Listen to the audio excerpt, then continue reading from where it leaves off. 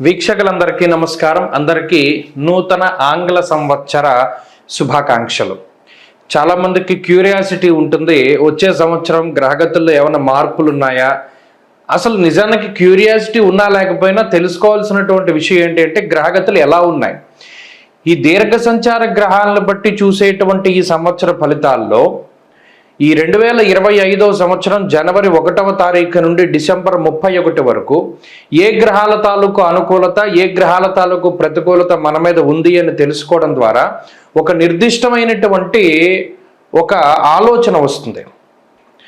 పలానా గ్రహం మనకు అనుకూలంగా ఉంది, పలానాది ప్రతికూలంగా ఉంది అని ఒక ఇయర్ని ప్లాన్ చేసుకోవచ్చు.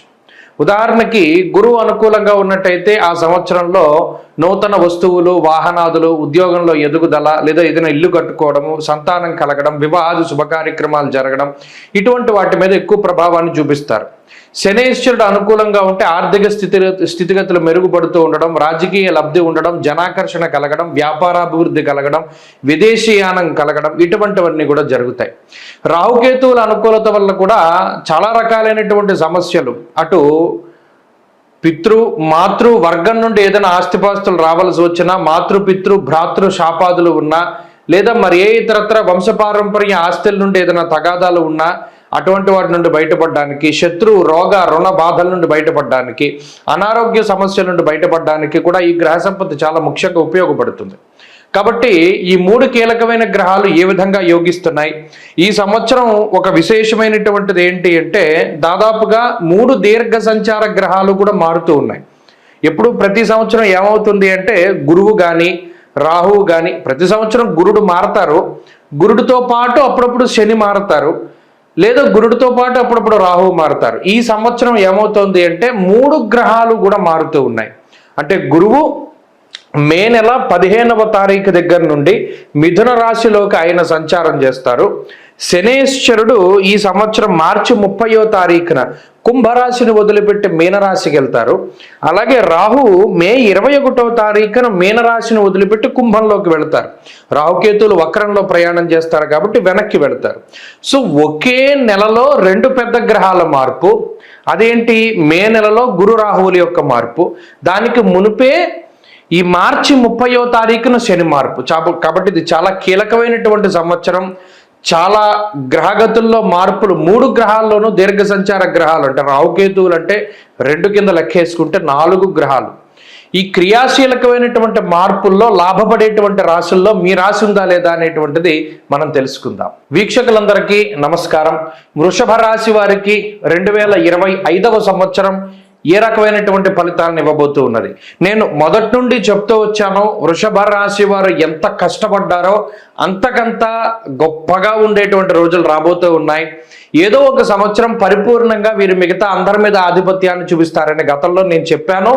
ఇప్పుడు అదే రకమైనటువంటి గ్రహస్థితి కనబడుతున్నది. మీరు గమనించండి, నేనే కాదు ఎవ్వరు చెప్పినా కూడా వృషభ రాశి ఇస్ ద టాప్ మోస్ట్ రాశి ఇన్ 2025. 2025వ సంవత్సరంలో వృషభ రాశి వారు మిగిలిన అన్ని రాశుల మీద పరిపూర్ణమైనటువంటి చక్కటి ఇంపాక్ట్ని కలగజేస్తారు. వీళ్ళు డామినేటివ్గా ఉంటారు.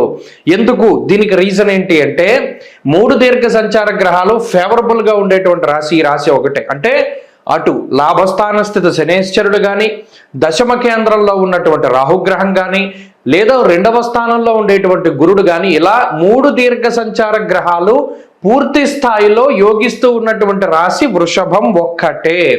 ఇంకొక రాశి లేదు ఈ సంవత్సరంలో. సో వృషభ రాశి వారిదే ఈ సంవత్సరం మొత్తము 2025 అంతా కూడా వృషభ రాశి వాళ్ళే కనబడతారు. ఉద్యోగంలో సక్సెస్ వచ్చినా, వ్యాపారంలో పేర్లు వినబడినా, లేదో ఇంత లక్షల రూపాయలు సంపాదించుకున్నారన్నా, లేదా ఏదైనా ముఖ్యమైనటువంటి పదవులు వచ్చాయి అన్నా, లేదో ఇండియాకి గోల్డ్ మెడల్స్ పట్టుకొచ్చారు అన్నా, లేదా ఇంకో పెట్టుబడిలో డబ్బులు వచ్చాయన్నా, ఇంకా ఏ పేర్లు చూసినా వాళ్ళందరూ కూడా కృత్తిక నక్షత్రము, రోహిణి నక్షత్రము, మృగశిర నక్షత్రము వాళ్ళే కనబడతారు. ఇది 100% జరుగుతుంది. కావాలంటే మీరు చూసుకోండి. ఎందుకంటే మన సౌఖ్యం యశోవృద్ధిం సౌభాగ్యం చ ధనాగమనాన్ని సూచిస్తూ ఉన్నాడు. గురుగ్రహం 2వ స్థానంలో మే 15వ తారీఖు దాటిన తర్వాత నుండి పూర్తి గురుబలం తోటి సౌభాగ్యంచ ధనాగమ అంటే ఎవరికైనా వివాహాది శుభ కార్యక్రమాలు జరగాలి అన్నా, సంతానం కలగాలి అన్నా, వంశవృద్ధి కలగాలి అన్నా, లేదా వస్తువులు, వాహనాలు, ఇళ్ళు ఇటువంటి వాటిని కొనుగోలు చేయాలి అన్నా, ఇటువంటి వాటిన్నిటికీ గురుడు కారకత్వాన్ని వహిస్తూ ఆయన శుభ ఫలితాన్ని ఇస్తారు.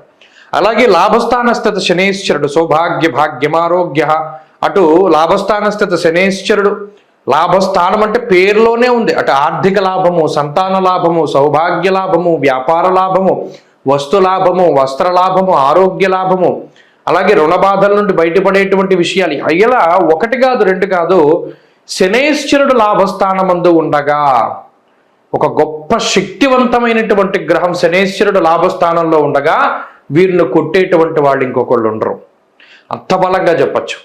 దశమంలో రాహు ఉండడం, దశమ స్థానస్థిత రాహు, అందులోనూ ఉపచయయుక్తమైనటువంటి రాహుగ్రహం కేంద్ర స్థానంలో ఉండడం వల్ల వృషభ రాశి వారికి అది ఎనలేనటువంటి యోగాన్ని కలగజేస్తుంది. ఇలా ఒకటి కాదు రెండు కాదు, అన్ని దీర్ఘ సంచార గ్రహాలు ఈ రాశికి ఫేవర్గా ఉండడం వల్ల మొట్టమొదటిది వెల్త్ అంటే ఈ ఆర్థిక సంబంధమైనటువంటి విషయాల్లో ఈ రాశి వారు ఈ సంవత్సరం చాలా ఎక్కువగా వారు ఆర్థికంగా స్థిరపడడానికి అవకాశం ఉంటుంది. వృషభ రాశి వారికి ఎవరికి ఉద్యోగం లేదంటే, ఉద్యోగంలో చాలా సమస్యలు ఉన్నాయి, ఒక స్థిరమైన ఉద్యోగం దొరకట్లేదు, ఈ సంవత్సరం దొరుకుతుంది. ఉద్యోగంలో స్థిరత్వం ఏర్పడుతుంది. ఎవరైనా కాంట్రాక్ట్ ఉద్యోగాలు చేసుకుంటే గవర్నమెంట్లో పర్మనెంట్ అవుతాయి. ఉద్యోగ పరంగా కానీ వ్యాపార పరంగా కానీ క్రియాశీలకమైనటువంటి శక్తిగా ఎదిగి ఒక పదవీ యోగాన్ని వాళ్ళు సంపాదించుకునేటువంటి పరిస్థితులు ఉన్నాయి. ప్రభుత్వ పరంగా పదవులు రావడం, లేదా ఉన్నతమైనటువంటి శాఖల్లో పనిచేసేటువంటి వారికి అత్యున్నతమైనటువంటి పురస్కారాలు లభించడం, అలాగే ఇంటా బయట అంటే కుటుంబ సభ్యుల దగ్గర బయట వాళ్ళ దగ్గర ఎనలేనటువంటి పేరు ప్రఖ్యాతలు, ఇవన్నీ కూడా ఈ రాశి వారికి వస్తాయి. రెండో స్థానంలో గురుడు ఉన్నారు, అది మణిర్ముక్త ఫలం స్వర్ణం రత్నధాతుకదంబకం యానికాని చ సర్వాణి ధనస్థానాద్వినిర్ణయ. మణులు, మాణిక్యాలు, రత్నాలు, వైఢూర్యాలు ఈ స్థానానికి సంబంధించినటువంటి వాటిలో గురుడు సంచారం చేస్తూ ఉన్నారు. ముఖస్థానము, నేత్రస్థానము, కుటుంబ స్థానము, వాక్స్థానమందు గురుడు సంచారం చేస్తూ ఉన్నారు. ఆయా కారకుడు గురుడు యజన కీర్తి గృహకాంచన పుత్రవస్త్ర అశ్వాదికారకో గురుహు.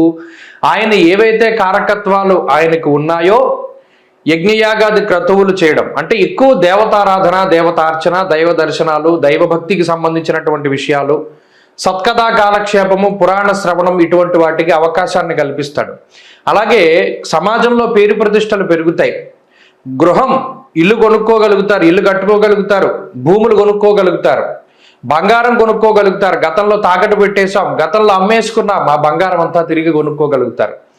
సంతానం కలుగుతుంది, వస్త్రాలు కొనుక్కుంటారు, నూతనమైనటువంటి ఆభరణాలు, వస్తువులు, వస్త్రాలు, గృహోపకరణాలు, ఇళ్ళు ఎన్ని మనం చెప్పుకున్నా తక్కువే. అంత భోగం పడుతుందా అండి? నిజంగా పడుతుంది. గమనించండి, ఈ గోచారం అనేటువంటిది ఖచ్చితమైన ఫలితాన్ని ఇస్తుంది. ఈ రాశి వారికి మే దగ్గర నుండి రాజయోగం పడుతుంది. మీరు ఖచ్చితమైనటువంటి విషయాలను పరిగణలోకి తీసుకుని చూడగలుగుతారు. కాబట్టి ఈ సంవత్సరం అంతా వృషభ రాశి వారిదే. చదువుకునేటువంటి వారికి, ఉద్యోగం చేసుకునేటువంటి వారికి, వివాహితులకి, అవివాహితులకి, ఇలా ఎవరికి చూసుకున్నా ఈ సంవత్సరం వృషభ రాశి వారు టాప్లో ఉంటారు. మీరు మే దగ్గర నుండి చూస్తారు. ఈ సంవత్సరం అంతా కూడా చాలా బాగుంది. స్వస్తి.